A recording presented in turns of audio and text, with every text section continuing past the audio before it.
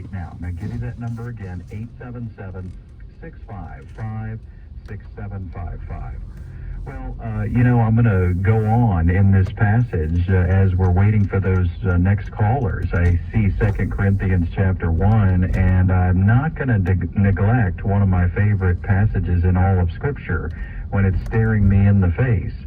It says, "We do not want you to be unaware, brethren, that we were burdened," and here it comes, watch this, "we were burdened excessively beyond our strength." All right, have you ever heard God will never allow you to experience more than you can bear? Have you heard somebody say that? God will never allow you to experience more than you can bear. Well, did you just read what I read? Because Paul says the opposite. Watch this. He says, "We don't want you to be unaware of the affliction that we were burdened excessively beyond our strength, so that we despaired even of life." So what is Paul saying? He's saying life's not easy. And in fact, we had stuff that was on us, heaped on us, excessively burdened. And we despaired of life, and it was beyond. You get that? It was beyond our strength. So it was more than we could handle. So don't ever buy the lie that you will never experience more than you can bear. Isn't that the whole point? The whole point is, Lord Jesus Christ, I cannot bear this. This is too much for me. And I love how this dovetails into Kathy's question. Because Kathy's question is, am I allowed to hurt? Am I allowed to be sad? Am I allowed to have questions? Am I allowed to struggle? Or is that not being spiritual? And Paul is saying that's absolutely spiritual. He's saying we were burdened excessively beyond our strength so that we would not trust in ourselves, but in God who raises the dead. So Paul experienced so much turmoil that, he despaired even of life, and that sounds pretty stressful. That sounds pretty out there. So we should not be measuring people's experience or even our own experience by our emotions. It is possible to feel intense emotion that involves struggle and affliction and difficulty and burdens, to be burdened excessively like Paul, and yet to trust in the Lord. Not saying, Lord, fix all my feelings. No. Lord, this is what I'm feeling. So if you've ever asked the Lord, fix my feelings in one way or another, we've all done that. Fix my feelings, Lord. I want to feel better. Fix my feelings. And you wonder why that didn't change. Well, God's not always fixing our feelings, because we humans are going to feel what we feel. But He wants us to trust Him even in the midst of the feelings. And certainly it's not going to help if we're beating ourselves up over our feelings, or if our friends are condemning us and pointing fingers at us and beating us up over the stuff that we're feeling. You are free to feel because you're the righteousness of God. All right, well, let's go now how about to Missouri, and we'll talk with Kelly. Hi, Kelly. What do you got for us? Hi, Andrew. I spoke with you a couple of weeks ago. Again, I want to say how much you changed my life in the ministry. I have cancer. I can't speak very well.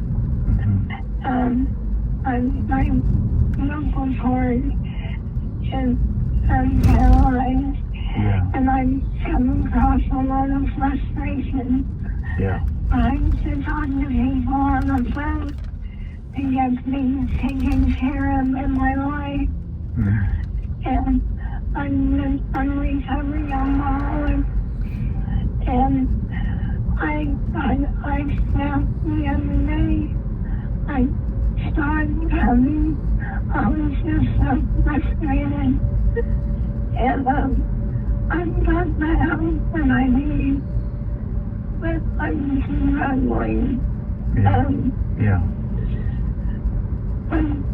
I'm struggling on my faith, but on how to deal with it. Yeah, I hear you, Kelly. Well, of course you are. Of course you're struggling. I mean, Kelly, if I'm in your shoes, I'm struggling too. It's exactly what we were talking about. You're free to struggle. You're suffering. You're going through cancer. Your vocal cords are obviously giving you a great amount of difficulty. There's a whole lot of stress and anxiety in that, and frustration, you said. I mean, I would feel all those same things. First, I just want to say that's not unusual. Any human being listening to this program, any human being on planet Earth if they were going through what you're going through right now, then they would feel what you're feeling. And I know you said you're struggling with your faith. I get that, but I want you to know that it's probably, at the root of that struggle is probably that if Christianity were real, then I would be feeling better in this struggle. And if Christianity were real, I would be doing better in this struggle.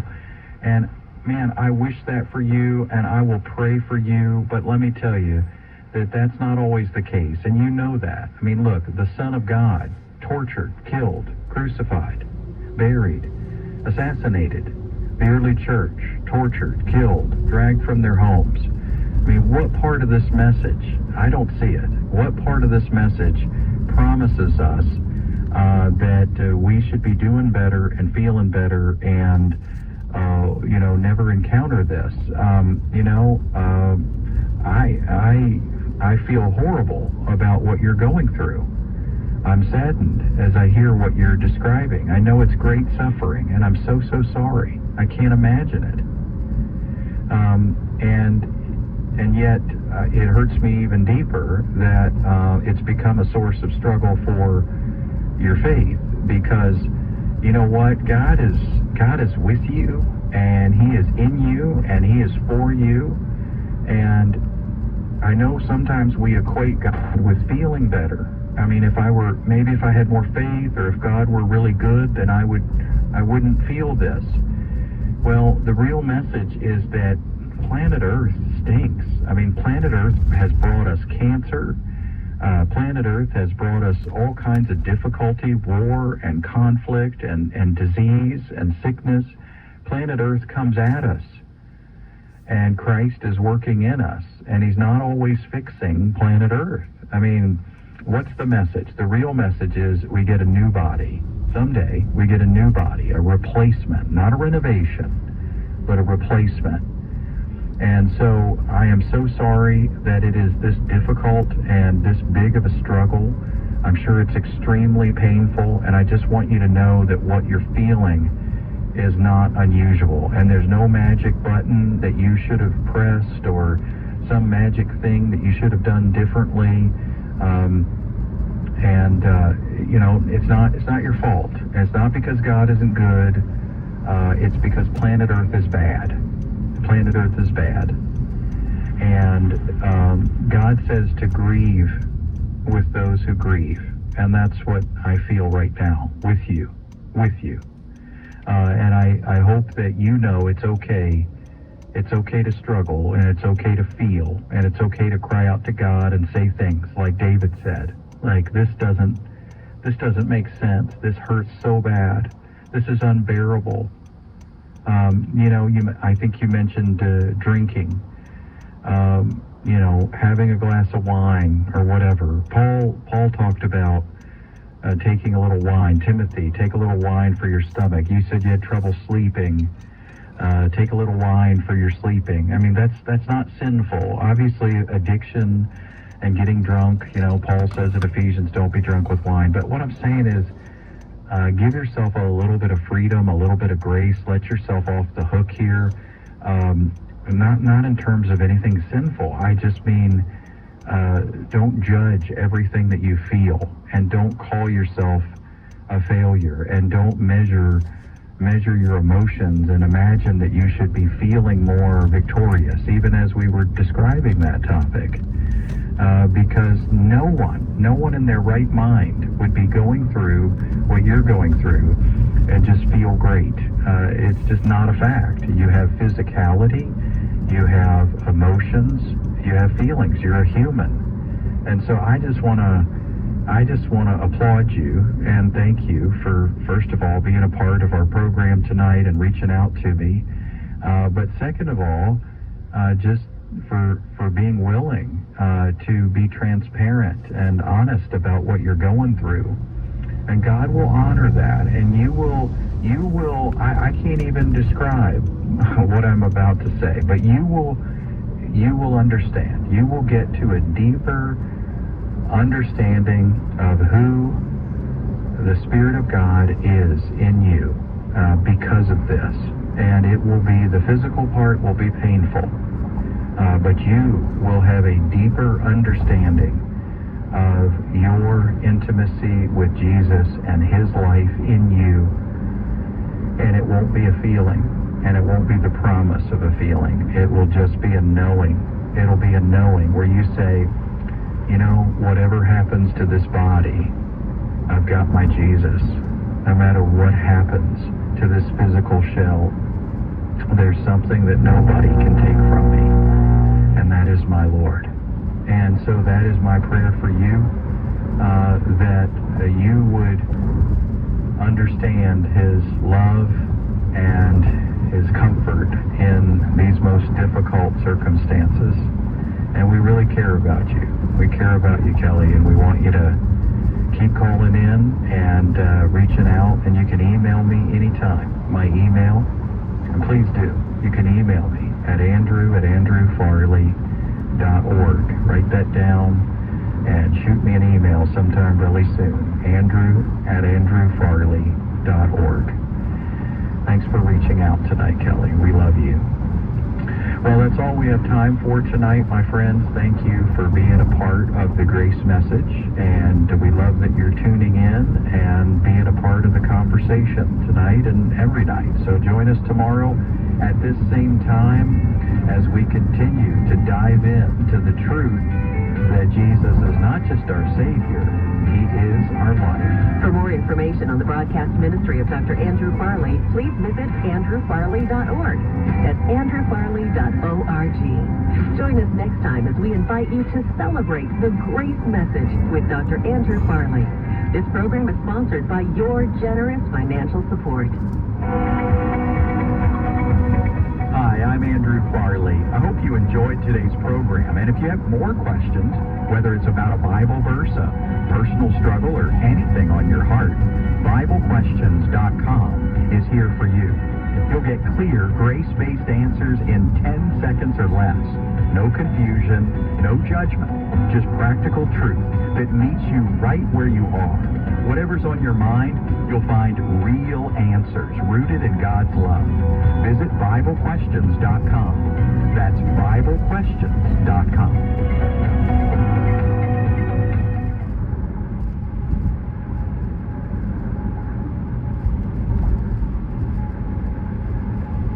The Reformation Station, 770 KAAM. The following is a listener-supported ministry from the Grace Evangelical Society. Does Hebrews 3:12-14 in some way teach about works salvation? In other words, do we have to keep believing in order to remain saved? What is the hardness of heart, the unbelief, and the deceitfulness of sin? Thank you, friend, for joining us today. This is Grace in Focus, a radio broadcast and podcast ministry of the Grace Evangelical Society. You can learn more about us at our website, faithalone.org. One of the big things that we do is our annual national conference. This year, it is the 19th through the 22nd of May. It is at Camp Copus in North Texas.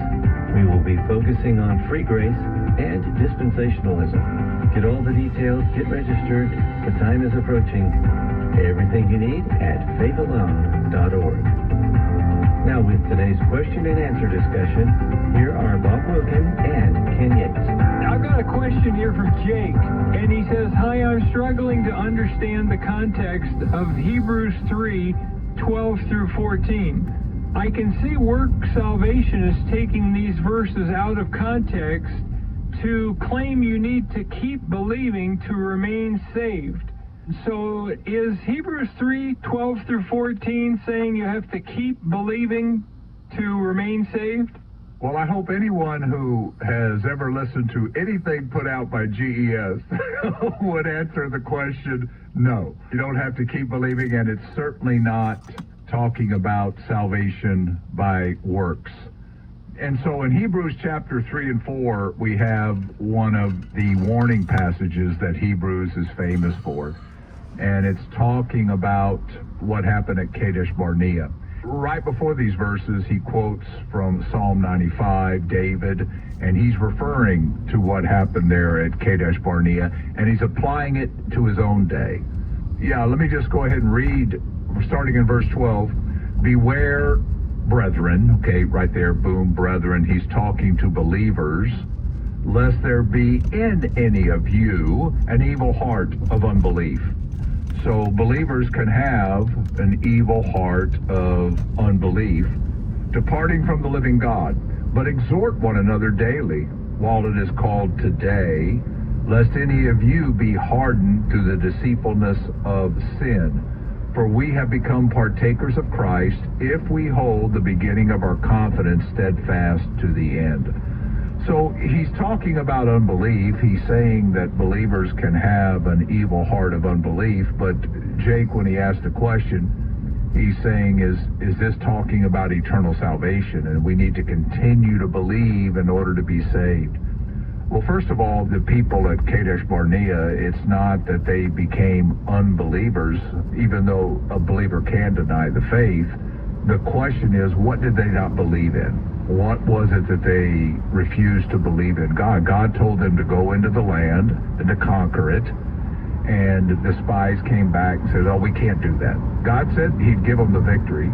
He'd give them the land. But the spies came back, and 10 of them said, oh, no, walled cities, giants. You know what I call that, Ken? What's that? I call that grasshopper theology. There you go. Because they said we're like grasshoppers. But they did not believe that God would deliver them from their enemies. And in this time of difficulty, in this time of trial, if you will, they were asked to believe that God would defeat all these enemies. And that's what they didn't believe. And they said, no, we're not going to do it. Let us go back to Egypt.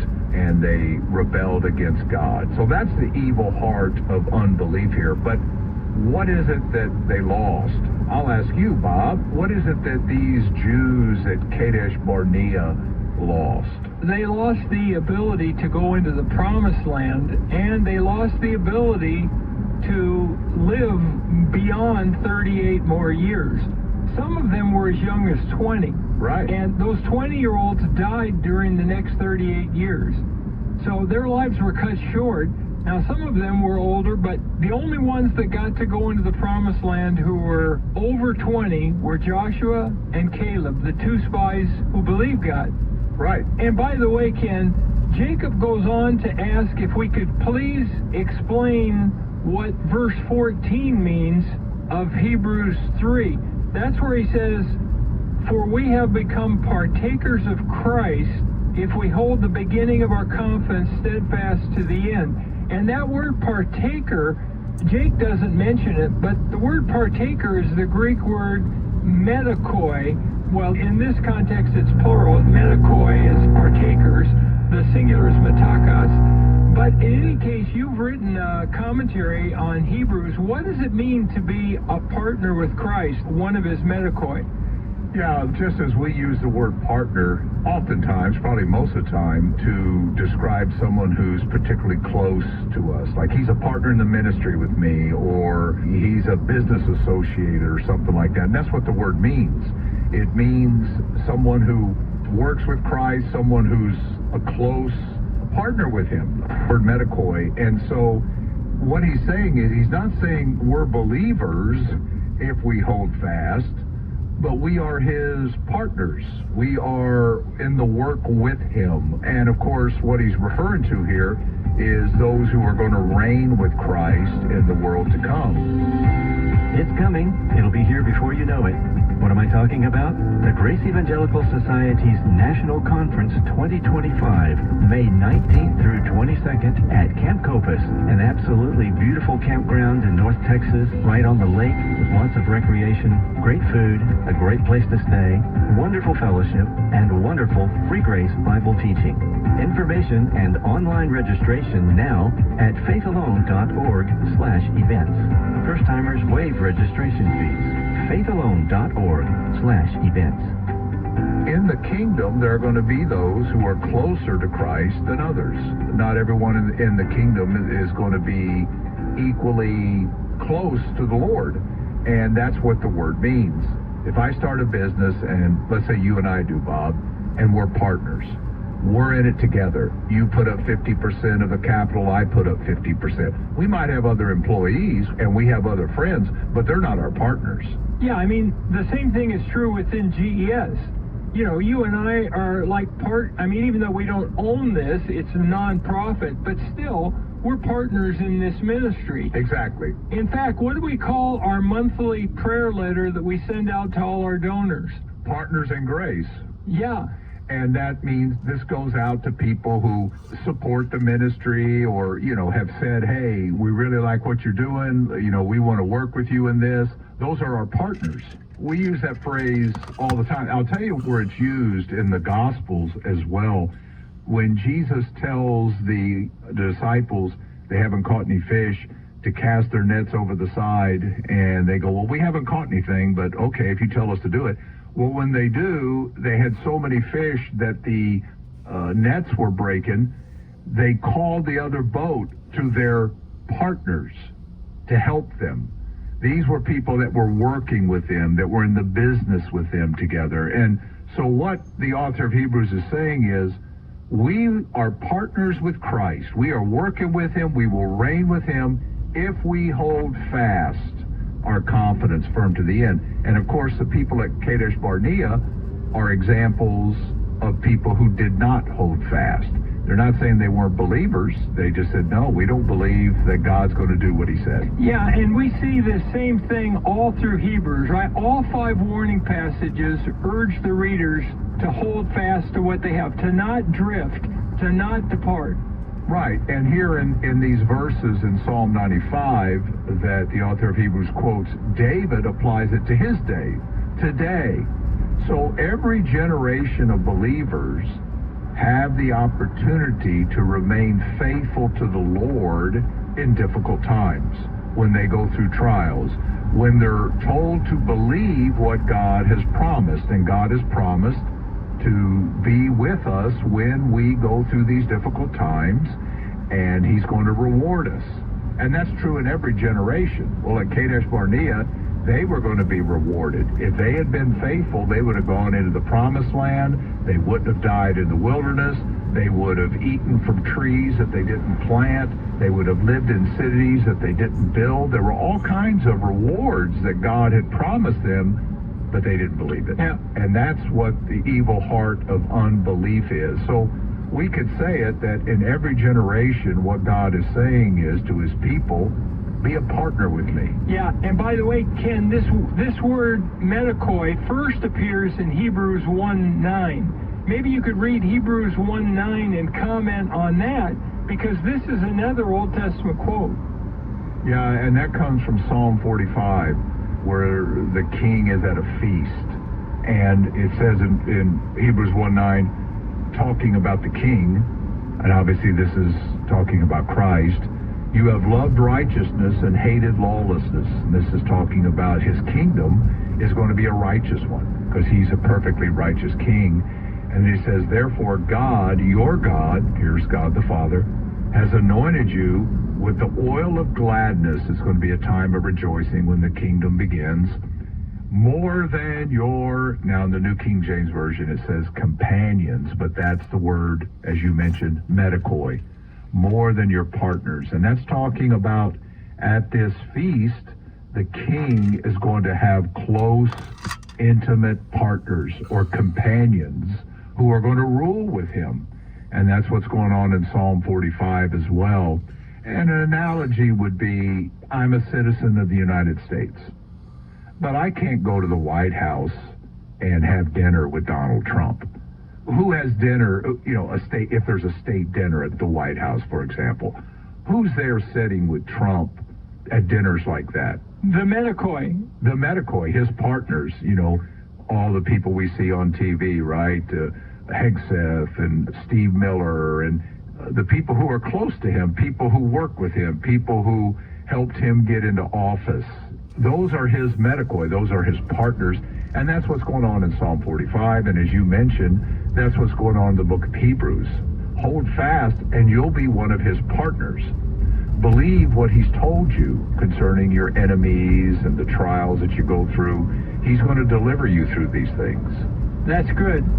Well, I was going to say, this theme is found in many other scriptures. For example, in Galatians chapter 6 and verse 9, Paul says, "Let us not grow weary while doing good, for in due time we will reap if we don't lose heart." Well, we need to continue on. Jesus said in Revelation 2:24, "He who endures and keeps my works till the end, to him will I give authority over the nations." Paul said, 2 Timothy 2:12, "If we endure, we shall also reign with him."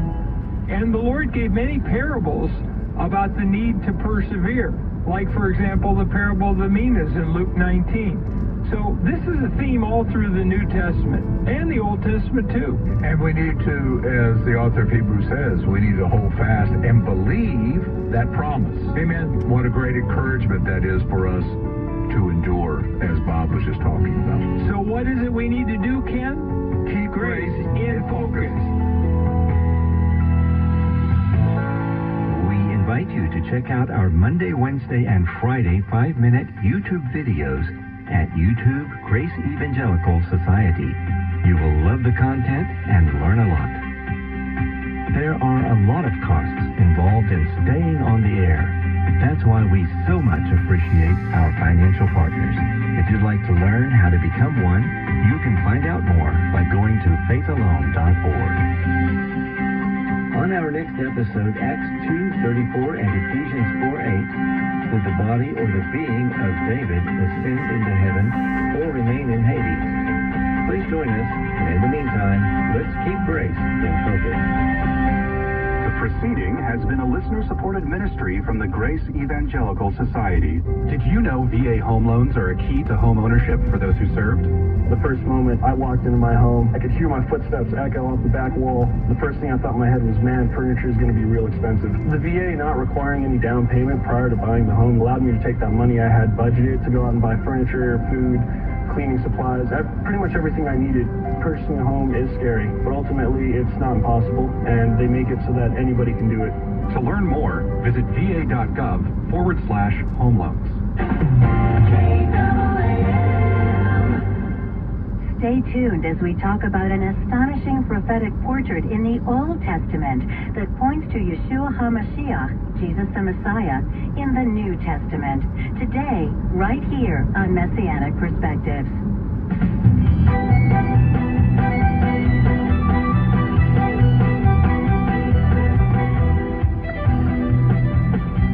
Shalom and welcome to Messianic Perspectives, a daily program where we look into the scriptures from a distinctive first-century Jewish point of view. This is Liz Aiello. Today, Dr. Gary Hedrick, our Bible teacher, is talking about an amazing prophetic picture of Yeshua HaMashiach in the Old Testament. The title of this series is Joseph, a Prophetic Portrait of the Messiah. I'll be back a little later with information about a special offer, so have your pencil and paper ready. Now with today's study, here is Dr. Gary Hedrick. All right, thank you, and welcome to another edition of Messianic Perspectives. It's good to have you with us today as we begin a brand new series of studies on Joseph from the book of Genesis. Now, who was Joseph? Well, his Hebrew name was Yosef, and he was from the line of Abraham, Isaac, and Yaakov. Yaakov, or Jacob, was his father. Joseph was one of Jacob's 12 sons, and those 12 sons were the beginning of what we know today as the 12 tribes of Israel. And there are a lot of interesting things we could say about Joseph. His life is one of the most inspiring and wonderful stories ever told. Very moving. It starts out when he was a young man and he had those dreams, and they turned out not to be just dreams, but they were actually prophecies. God spoke to Joseph through dreams and told him things about the future. But one day he told his brothers about a dream he had, and they didn't like it very well because in this dream, Joseph said his brothers bowed down before him. And they didn't like the idea of being subservient to their little brother. So they waited until they had an opportunity to get rid of him, and that's exactly what they did. They sold him into slavery, into Egypt, and they smeared animal blood on his multicolored coat and took it back to his father Jacob, so he would think Joseph had been killed by wild animals. So Joseph was taken by strangers to Egypt. He was sold to a government official there named Potiphar. And in the house of Potiphar, Joseph prospered in everything he did. He was honest. He was hardworking. And it wasn't long before he was in charge of everything Potiphar had. And then Potiphar's wife falsely accused Joseph of attempted rape. And Joseph was thrown into prison. Now, that had to have been awfully discouraging for that young Hebrew man, so far from home, all by himself. He had put his whole heart into that job, and he tried to be the best worker he could be. And what happened? He was falsely accused of something he didn't do, and they threw him in jail. For a lot of us, that would have been a good time for a pity party. Why did this have to happen to me? You know, have you ever had a pity party? It'd been a perfect time for Joseph to have one, but Joseph didn't. He didn't feel sorry for himself.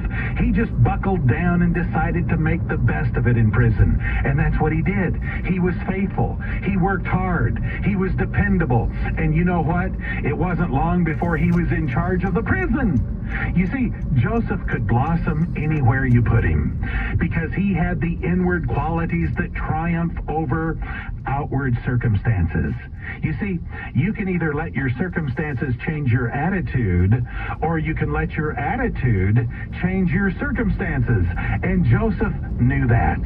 It's not easy because circumstances can sometimes seem overwhelming. And I'm sure Joseph felt overwhelmed down there in that Egyptian dungeon. But he knew something. He had good training. He was a descendant of Abraham, Isaac, and Jacob. He knew the God of Abraham, Isaac, and Jacob. And he knew the Lord was just as much in charge in Egypt, in control in Egypt, as he was in Canaan, where he was from. He knew the principles of righteousness would work just as well in Egypt as they did in Canaan. Because spiritual laws are just like physical laws. The law of gravity is the same everywhere you go. North America, South America, Europe, Asia, anywhere on the planet, gravity works. And spiritual laws are also universal. Even where people don't believe in those laws, they still work. I may not believe in the law of gravity, but if I jump off a bridge, I'm going to find out it works, whether I believe it or not. So Joseph just kept on being faithful, even in Egypt, even in prison. Rather than letting his circumstances dictate to him, he put biblical principles to work in his life by faith, so he was actually dictating to his circumstances. Instead of circumstances controlling him, Joseph was controlling his circumstances. So what happened? While he was in prison, he interpreted the dreams of two fellow prisoners. One was the king's butler, and the other was the king's baker. And to everyone's amazement, everything came to pass exactly as Joseph said. So a couple of years later, after the butler had gotten out of prison, Pharaoh had some dreams, and no one could interpret the dreams. So the butler remembered Joseph. So they sent for Joseph, and he interpreted Pharaoh's dreams. Joseph predicted a time of terrible famine, and he devised a national conservation plan that would save millions of people from famine and starvation. Pharaoh elevated Joseph to the post of prime minister, which effectively made him the second most powerful man in all of the known world. Everything came to pass exactly as Joseph had predicted. There were 7 years of famine, and because of Joseph's plan, Egypt was saved. But the famine also hit Canaan. So Jacob sent Joseph's brothers to Egypt to see if they could buy food. They had heard that somehow the Egyptians had plenty, even during the famine. So they went down to Egypt to buy some grain. And guess who they found themselves standing before in Egypt? Joseph, the prime minister. But it had been so many years since they had seen Joseph, they didn't even recognize him. But he knew them. So he had a little fun with them. And then finally, he revealed himself to them, and he said, "I am Joseph, your brother." Well, when they realized who he was, they feared for their lives. They knew what they had done to him, and they knew it was wrong. So there they were, all 11 brothers, standing there at the mercy of the prime minister of the mightiest nation on the face of the earth at that time. Joseph could have said one word, and all 11 of them would have been dead within 10 seconds. Joseph could have had his revenge. But guess what? Joseph didn't want revenge. He could have crushed them like bugs, but he didn't. Why didn't he? Because he saw the hand of God, even in what they had done to him. They were afraid he was going to kill them. But what did Joseph say? He said, "What you meant for evil, God meant for good." He said, "Don't be mad at yourselves for selling me into Egypt, because it was God sending me on before you to save many people." So what happened? Pharaoh heard that Joseph's brothers had come to visit, and the Bible says he and the Egyptians were very pleased. They wanted to meet Joseph's family. Any friend of Joseph's was a friend of theirs. So Pharaoh told Joseph to bring his whole family down to Egypt, and he gave them prime real estate in Goshen, which was the most fertile and lush part of the entire country. So the brothers went back to Canaan and got Jacob and the rest of the family, and they all moved to Egypt and had a family reunion. Jacob was reunited with his beloved son, Joseph. And then Jacob died in Egypt. And years later, when Joseph himself was ready to die, at 110 years of age, he called the family together. He reminded them of the promise. God had promised them a land. It was the covenant he had made with Abraham, Isaac, and Jacob. So Joseph said, "One of these days, you're going to go back to Canaan. And when you do, I want you to promise that you will take my bones with you." Joseph said, "I want to be buried in the land that was promised to my fathers."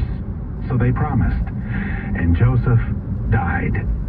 Centuries later, Moses honored that promise. It says in Exodus 13:19 that when the Israelites left Egypt over 400 years later, Moses took the bones of Joseph with him, because it says he remembered that Joseph had made the sons of Israel swear an oath. So they carried that coffin with the mummified body of Joseph through the wilderness for 40 years so they could bury it in Canaan. And in Joshua 24:32, the oath was fulfilled when they buried the bones of Joseph at Shechem. So it's a fascinating story, a story of tremendous drama and intrigue. But it's much more than just a story. Joseph is also a type. Now, do you remember what we've said a type is? In the Bible, we have types and antitypes. The type is an Old Testament prophecy, and an antitype is the New Testament fulfillment. The type is the shadow, and the antitype is the reality. For example, the blood of the Passover lamb in the Old Testament is a type or foreshadowing of the precious blood of the Messiah in the New Testament. Much of the tabernacle was typological, pointing forward to the person and work of the Messiah in the New Testament. In the book of Genesis, the skins of animals that God used to cover Adam and Eve in their nakedness were types of the atoning work of the Messiah. Just as those animals had to die die so their skins could be used to cover Adam and Eve. The Messiah had to die so we could be covered by his righteousness. We are clothed in his righteousness, just as Adam and Eve were clothed in those animal skins. So, we have all these types and symbols in the Old Testament, and they point forward in so many ways to the person and work of Jesus Christ. Adam was a type of Christ. Melchizedek was a type of Christ. Moses was a type of Christ. David was a type of Christ. Jonah was a type of Christ, and on it goes. But no other person in the Bible typifies the Messiah more completely or more beautifully than Joseph, the son of Jacob. So that's what we will be talking about in this series of studies, Joseph as a prophetic portrait of the Messiah. There are at least 17 specific parallels or links between Joseph and Jesus, between Yosef and Yeshua. Well, that's all of our time for today. Thanks for joining us, listening friend, and I hope you'll join us next time as we continue this study. Until then, this is your friend Gary Hedrick saying, God bless. Take care. Bye-bye. Thank you, Gary. And thank you, listening friends, for joining us here on the program today. It's always good to have you with us. You've been listening to Messianic Perspectives, the Bible teaching ministry of Dr. Gary Hedrick and CJF Ministries. If you enjoyed today's program, you'll be glad to know that the entire series is available on CD. The title is Joseph, a Prophetic Portrait of the Messiah. And it's available for a contribution of just $6 or more to this ministry. Just visit our secure online store at MessianicSpecialties.com to place your order. If you would prefer to order by mail, just address your request to Messianic Perspectives, P.O. Box 345, San Antonio, Texas, 78292. To order by phone, use our toll-free order line. The number is 1-800-926-5397. And as always, when you're in touch with us, please mention the call letters of this station.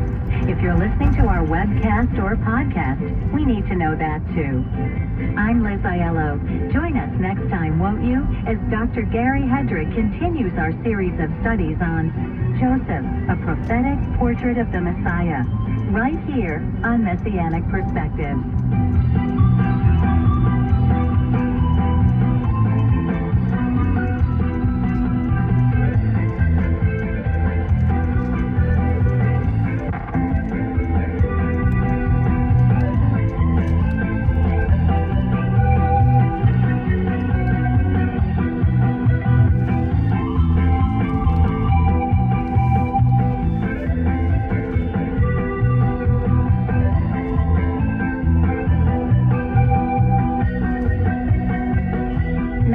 Perspectives is sponsored by CJF Ministries of San Antonio, Texas, and is made possible on this station by the free will contributions of our listeners in this area. The Crawford Stand with the president of Crawford Media Group, Don Crawford. Take up your cross, my cross, and follow me, our Lord Jesus Christ said. Again, take up your cross.